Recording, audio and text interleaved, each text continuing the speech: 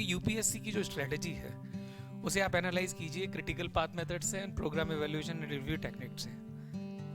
When we talk about zero based budgeting, right, when we talk about PPBS, and when we need to connect what human relationists are saying, what you can say behavioralists are saying for these budget practices, then we are zero about this is what. और उसके लिए ज़रूरी है एक गुरु जो ये बता दे कि किस रास्ते कौन सी चीज़ को पकड़ना है, राइट. एग्ज़ाम हो जाए उसके बाद आप उस गुरु को भूल जाओ, कोई दिक्कत वाली बात नहीं है, लेकिन जब तक एग्ज़ाम नहीं हो रहा उस वक्त तक तो याद कर लो.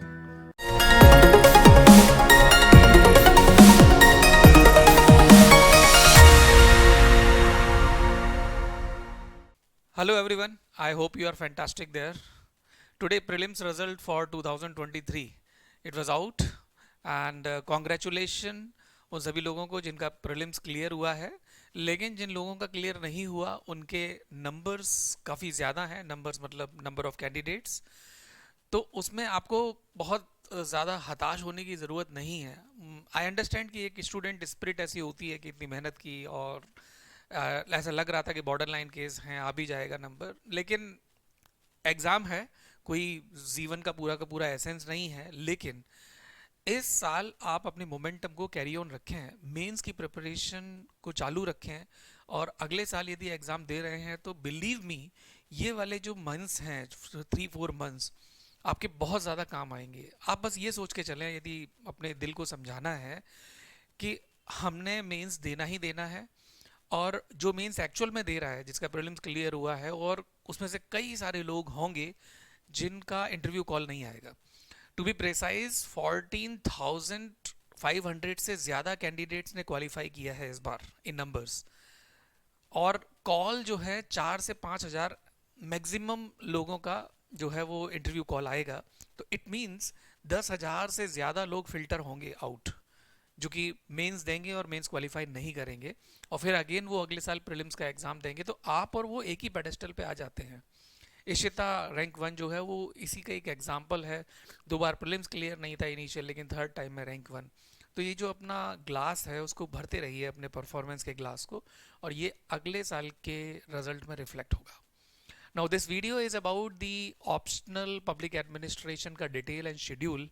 पहले ही हम लोग डिक्लेयर कर चुके हैं कि हम लोग अराउंड 20th इसका टेस्ट कंडक्ट कराएंगे. तो कैसे कैसे शेड्यूल होगा उसके बारे में ये पूरी की पूरी डिटेल है.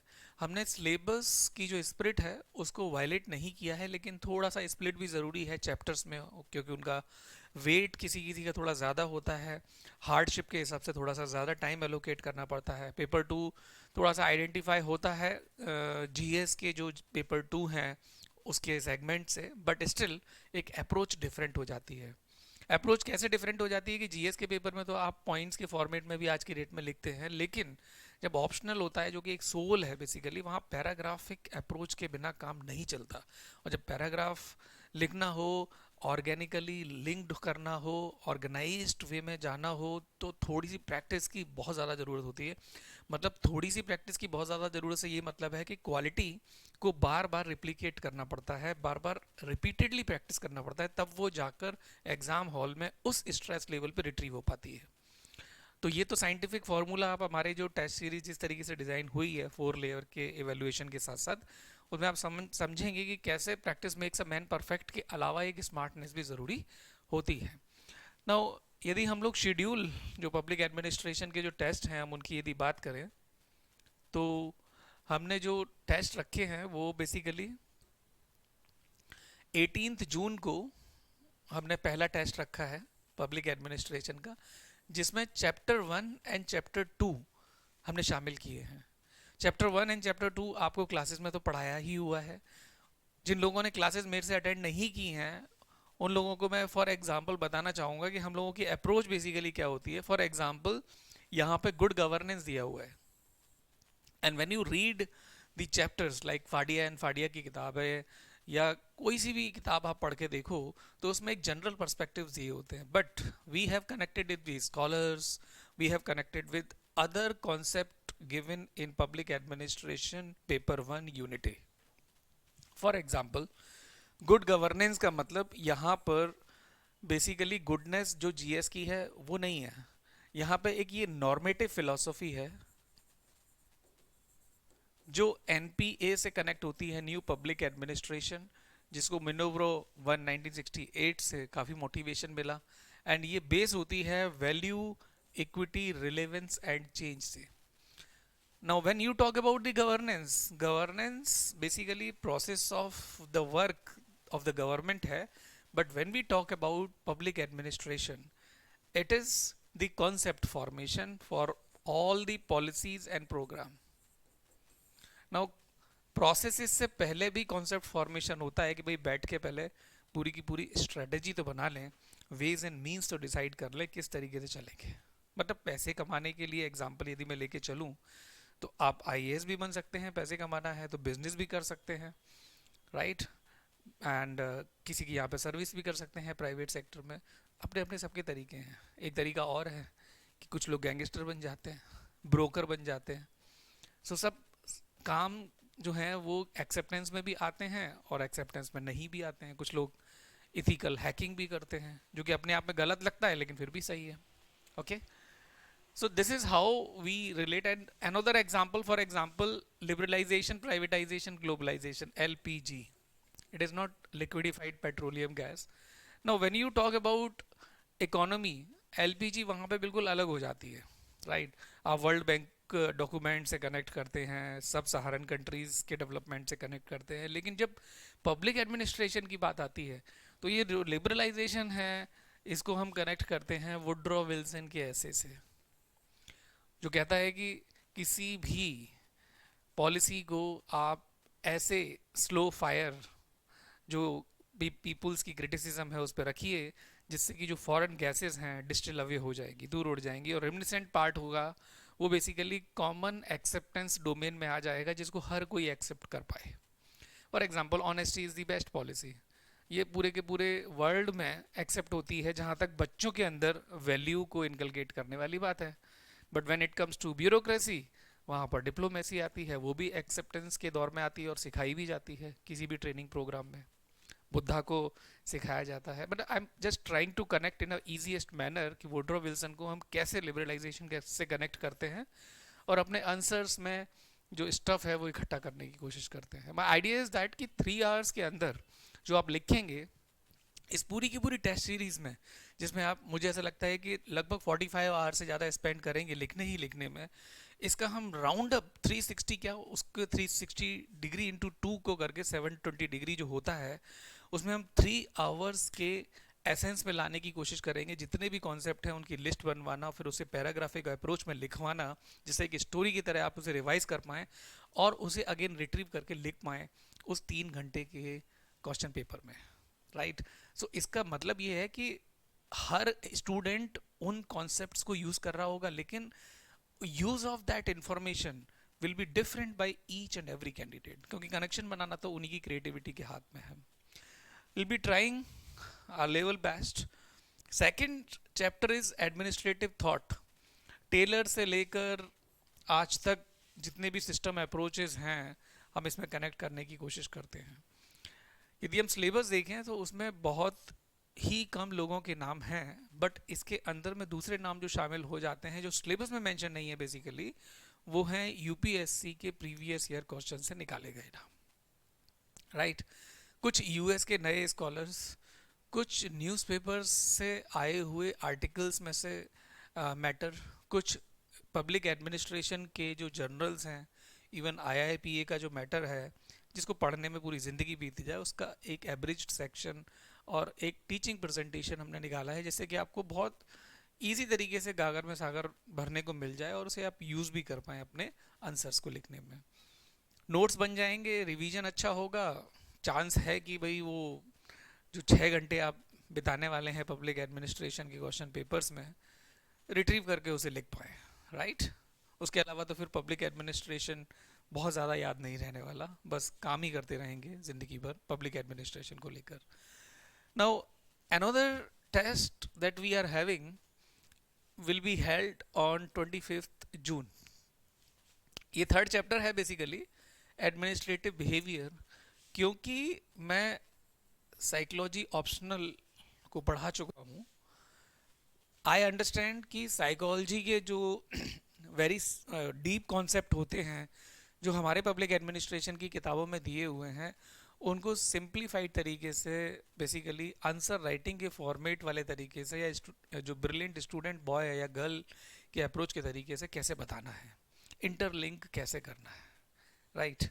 फॉर एग्जांपल, यदि हम लीडरशिप बिहेवियर को देखें तो उसे A B link and B A link से कैसे कनेक्ट करेंगे, attitude behaviour and behaviour to attitude, right. Attitude किसी का डेमोक्रेटिक भी हो सकता है और ऑटोक्रेटिक भी हो सकता है, और वो लीडर को कैसे इन्फ्लुएंस करता है। बहुत कुछ तो मैं आपको इस तरीके से डायरेक्ट नहीं बता सकता कि क्या वो क्वेश्चन डायरेक्ट क्लिक हो जाए इस बार, और इस वीडियो के थ्रू लिंक किया है कि भाई वो क्वेश्चन डायरेक्ट कैसे आ गया, इतने बड़े सिलेबस में से यही वर्ड क्यों चूज हुए।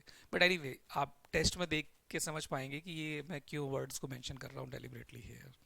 Okay, there are many more things that we will be discussing here. Then another thing is coming from another chapter, organization, जहाँ पर पूरा का पूरा चैप्टर जो है theories, contingency, structure and forms, कुछ ऐसे सेगमेंट्स जो पेपर 2 के साथ में हम लोग पढ़ने की कोशिश करेंगे। लेकिन जब पेपर 2 में हम लोग जैसे फॉर एग्जांपल रेगुलेटरी अथॉरिटीज़ को पढ़ने की कोशिश करते हैं, पब्लिक प्राइवेट पार्टनरशिप जो इवन जीएस पेपर 2 में भी आता है, इकोनॉमी में भी आता है, यहाँ पर भी आता है, एथिक्स के पेपर में भी कवर होता है, पब्लिक एडमिनिस्ट्रेशन में भी कवर हो रहा है। But when we talk about paper 1 unit A of public administration, अब पब्लिक प्राइवेट पार्टनरशिप को जब हम बात करते हैं तो यहाँ पे बेसिकली कॉन्फ्लुएंस हो रहा है एनपीए एंड एनपीएम का, new public administration and new public management. इन दोनों को मिला के क्या बनता है हम उसकी बात करेंगे, और हम गुड गवर्नेंस की भी बात करेंगे, राइट। तो public private partnership public administration के लिए बिल्कुल अलग है। यदि हम इंटरनेशनल पब्लिक एडमिनिस्ट्रेशन की बात करें यहाँ पे कंटेम्प्रेरी एंड रीसेंट स्टडीज़ में, तो बेसिकली आईपीए तो public administration and comparative public administration से बिल्कुल अलग है।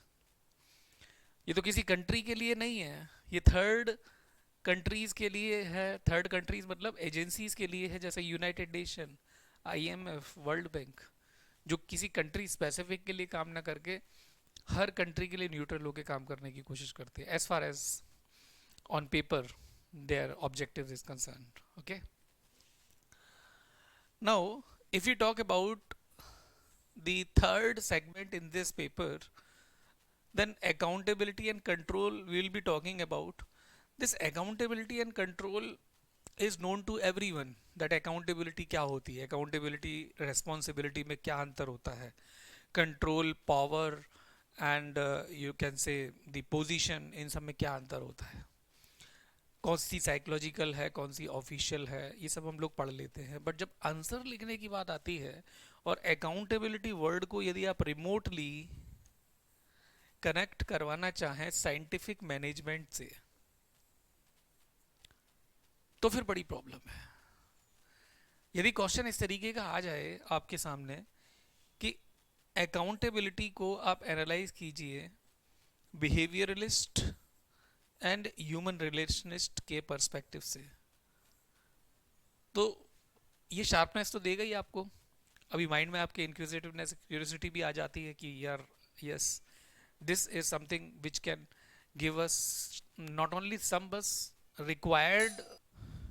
ऐसे ही इसमें दूसरे कॉन्सेप्ट हैं, say for example voluntary organisation, civil society, civil citizen charter, RTI, social audit.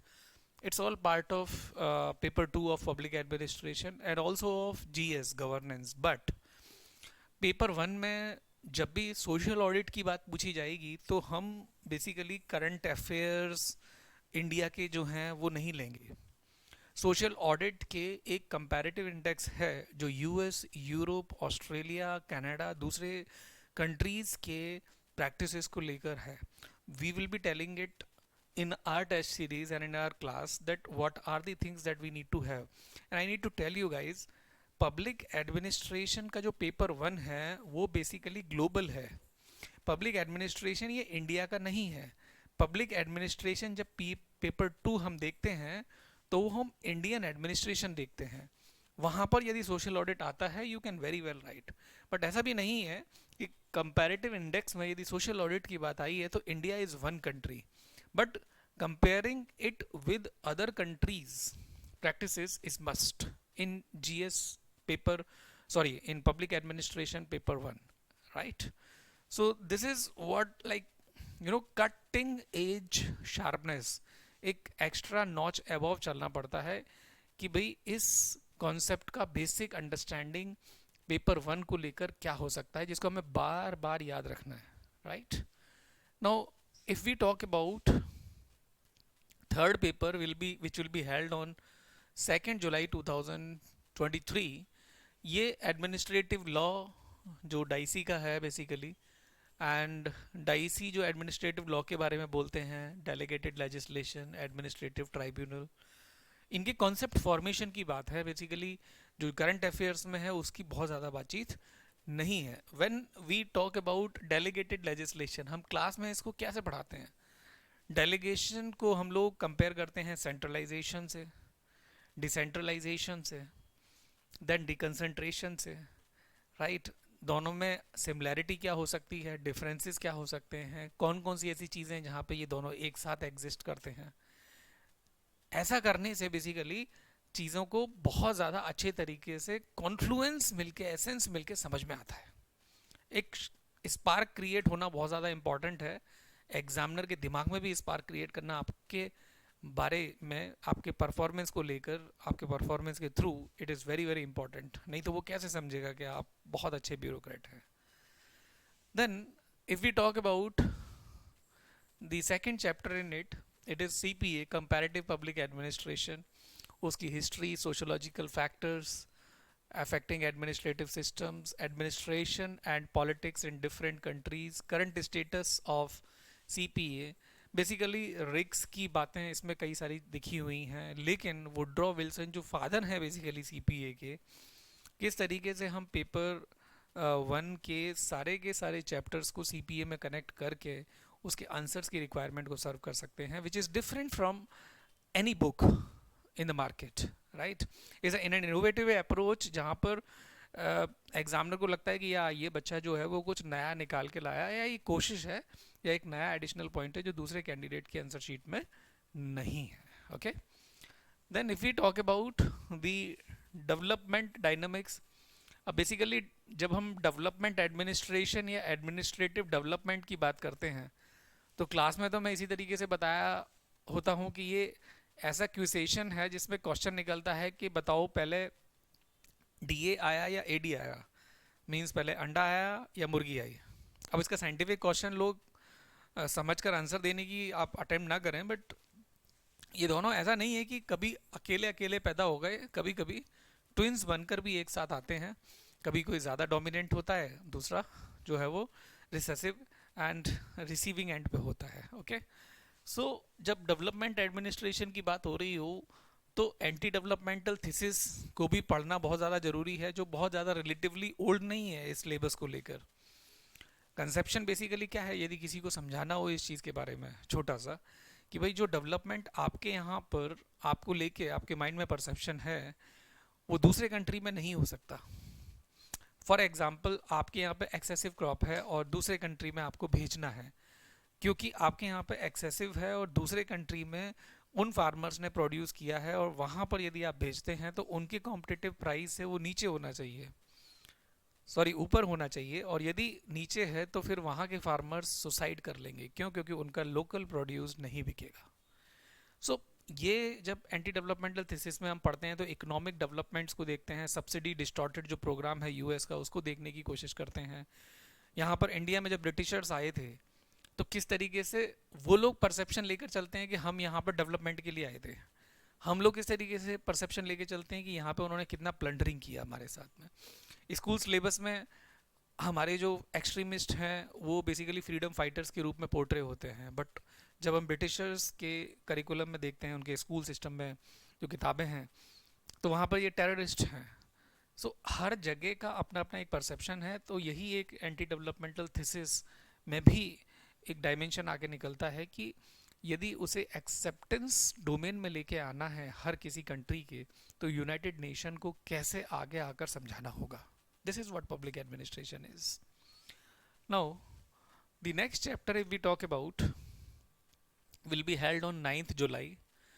Personal administration है basically, and this chapter is part of your life that you will be having as a bureaucrat.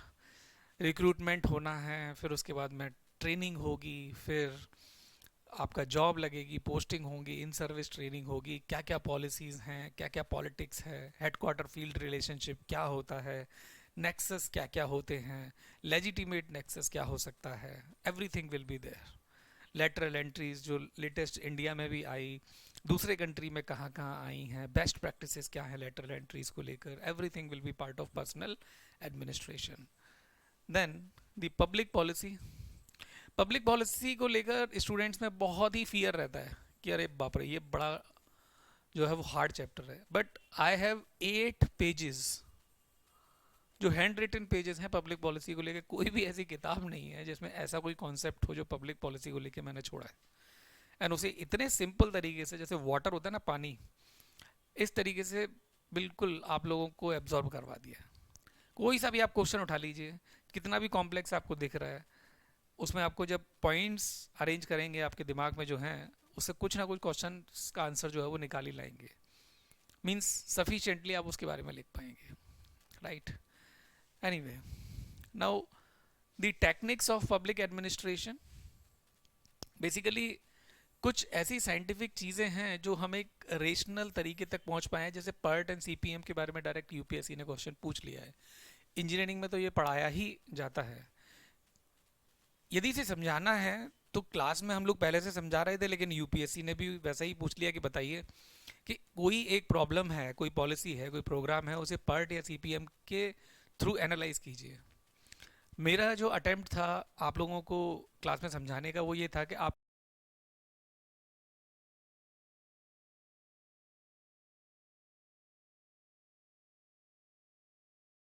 UPSC की जो strategy है उसे आप analyse कीजिए critical path method से and program evaluation and review technique से. Then आप लोग तुरंत समझ गए कि भाई हम जो लाइफ जी रहे हैं उसी को ही पर्ट एंड सीपीएम से एनालाइज करवाना है. हमारे रूटीन को, हमारे ईयर के रूटीन को, हमारे मंथ के रूटीन को, तो कैसे होगा, right.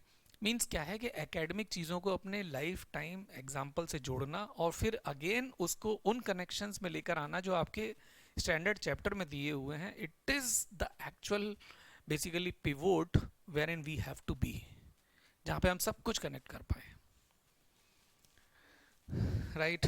And fourth is financial administration. ये बहुत ऐसा चैप्टर है जो लोगों को लगता है कि हमें आता है, बट ऐसा नहीं है. when we talk about zero based budgeting, right, when we talk about ppbs, and when we need to connect what human relationists are saying, what you can say behavioralists are saying for these budget practices, then we are zero about this. This is what we need to have in this chapter. क्योंकि है तो ये paper one ही ना. इस financial administration में यदि आप for example Taylor का नाम बहुत आप लेते हैं साइंटिफिक मैनेजमेंट को लेकर, क्या उसने पीस रेट प्लान नहीं लेकर आया था? क्या इस फाइनेंशियल एडमिनिस्ट्रेशन में उसको शामिल नहीं किया जा सकता? बिल्कुल किया जा सकता है. लेकिन वही है कि कनेक्शन उस वक्त याद आना बहुत ज़्यादा ज़रूरी है, और उसके लिए ज़रूरी है एक गुरु जो ये बता दे कि किस रास्ते कौन सी चीज़ को पकड़ना है, राइट. एग्ज़ाम हो जाए उसके बाद आप उस गुरु को भूल जाओ, कोई दिक्कत वाली बात नहीं है, लेकिन जब तक एग्ज़ाम नहीं हो रहा उस वक्त तक तो याद कर लो. कम से कम यही स्वार्थी जीवन सही, बट इसमें हमारी जो हैप्पीनेस है उसका तो बहुत लेवल अच्छा होता है. आपकी सक्सेस के अंदर में हमारी सक्सेस दिखाई देती है. एनीवे, सो नेक्स्ट जो test will be held on 16th July, and 16th जुलाई को जो पेपर है वो बेसिकली पेपर 2 का पहला टेस्ट है, जिसमें हमने पहले 3 चैप्टर्स को इंक्लूड किया है. जिसमें this chapter actually main course में हमने बताया था दैट मैं जब प्रीलिम्स हो जाएगा उसके बाद में I will be covering it up, so I will be giving you the standard videos also. Now when we study history, specially modern Indian history, तो ये थोड़ा सा कनेक्ट होता है, and that is why I deliberately left it, because उस वक्त आपका modern Indian portion नहीं हुआ था. अभी when I talk about the historical administration pattern, then definitely I'll cover it up, and in the test also we'll be dealing with all the development during the British time, because constitution तो बना ही बना उन practices को लेकर, but administration की जब बात करते हैं, एक ब्यूरोक्रेटिक पैटर्न की बात करते हैं, स्पेशली उर्दू के कुछ वर्ड होते हैं मुगल एडमिनिस्ट्रेशन में जिसको लेकर कभी यूपीएससी परेशान करती है, तो will be understanding it. Then in the chapter philosophical and constitutional framework of the government, salient feature, the value premises, preamble के अंदर में मैंने काफ़ी चीज़ों में डीप में जाके बताया था. कुछ नई नई वैल्यूज़ हैं, क्लेप्टोक्रेसी क्या होती है, ओलिगार्ची क्या होती है.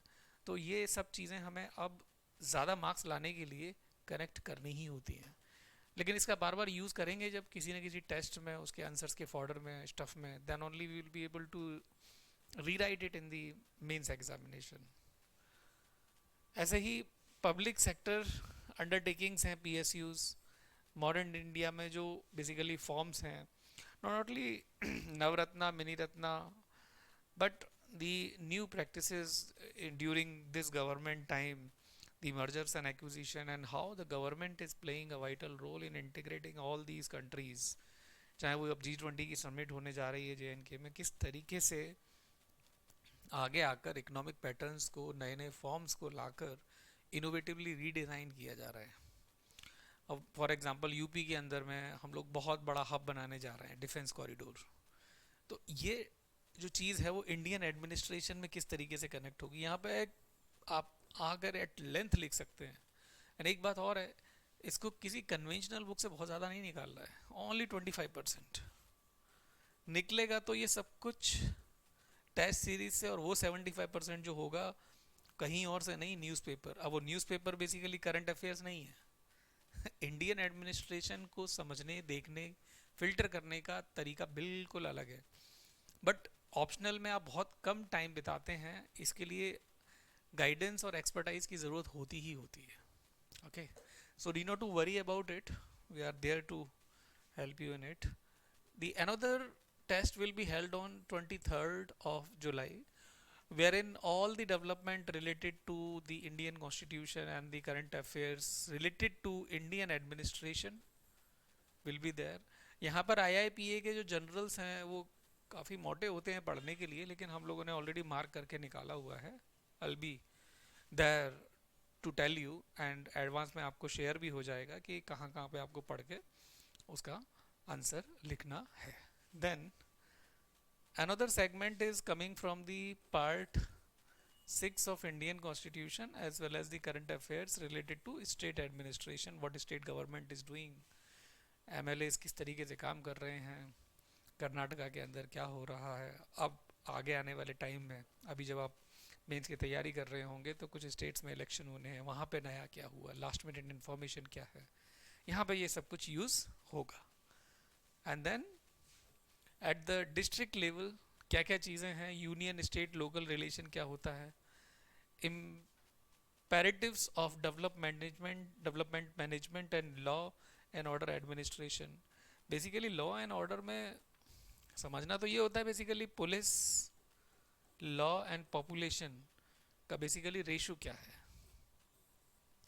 किन किन कंट्रीज़ में कितना कितना अच्छा रेशो है, कितना ख़राब रेशो है. लॉ वास्तव में लॉ है या केवल कुछ लोगों की ज़रूरतों को पूरा करने का एक मीन्स है. Okay, then if we talk about the next test, ये चारों लास्ट के जो टॉपिक्स हैं वो हमने इसमें शामिल किए हुए हैं.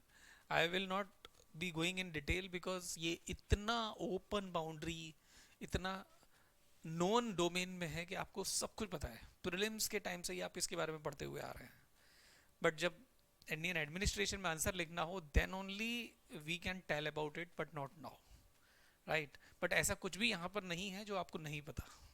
बहुत कुछ दिमाग में है, लेकिन उस बहुत कुछ में से केवल कुछ ही जो इंडियन एडमिनिस्ट्रेशन में लिखना है, this is very very important. यहाँ पर ये ज़्यादा ज़रूरी हो जाता है कि क्या नहीं लिखना है, what not to be written, उसी के नंबर्स यहाँ पे आते हैं.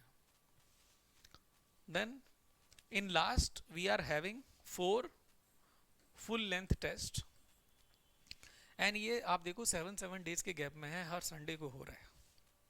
उसी टाइम में होगा जब यूपीएससी का आफ्टरनून सेशन होता है, जैसे मॉर्निंग में आपका रिदम भी डिस्टर्ब ना हो और आफ्टरनून में अच्छा परफॉर्मेंस भी आपका निकल कर आ पाए। Then in last we have some instructions. It has been already has been shared with you and there is nothing new. कुछ एक फंडामेंटल्स होते हैं जो एक स्टूडेंट से फॉलो किए जाते हैं, एक्सपेक्ट किए जाते हैं। So I think that this is whole schedule and detail, and ये वीडियो बनाने का बेसिकली पर्पस यही था कि आपके अंदर थोड़ी सी सीरियसनेस इंस्टिल करवाई जाए कि भाई आंसर राइटिंग को बहुत सीरियसली लेना है, और यहीं पर प्रीलिम्स की मेहनत है जो छुपी हुई है, और मेंस क्लियर होता है तभी इंटरव्यू का आपको कॉल आता है। देखो ऐसा है कि भाई यदि एक्स अमाउंट कोई चीज़ है तो वो मेंस के लेवल पे वो 10x आता है। मतलब क्या है कि यदि मान लो 1000 जॉब्स हैं तो आप 10,000 से ज़्यादा प्रीलिम्स के लिए कॉल एक्सपेक्ट करेंगे। इस बार 14,600 समथिंग कैंडिडेट्स के लिए कॉल है मेंस को लिखने के लिए। अब जब एक सीट की बात करें तो वहाँ पे 3 लोगों को इंटरव्यू पे बुलाया जाता है मिनिमम, हो सकता है 4 भी हों। कोरोना के टाइम पे ऐसा भी था कि 2.5 लोगों को ही बुलाया गया था। तो इसमें से इन लोगों को हटा दिया जाएगा और कोई एक सेलेक्ट होगा। अब इनको भी हटाया जा सकता है, ये होगा, या इनको हटाया जा सकता है, ये होगा, कोई भी एक होगा। तो फिल्ट्रेशन है, एंड जब सब कुछ हो जाता है तो उसके बाद मेडिकल टेस्ट भी बचता है जिसमें कई सारे लोग क्वालिफाई नहीं कर पाते हैं। तो life is on and it is an exam only. Don't lose hope and you have to keep the momentum on till the time we need meet next. See you. Jai Hind.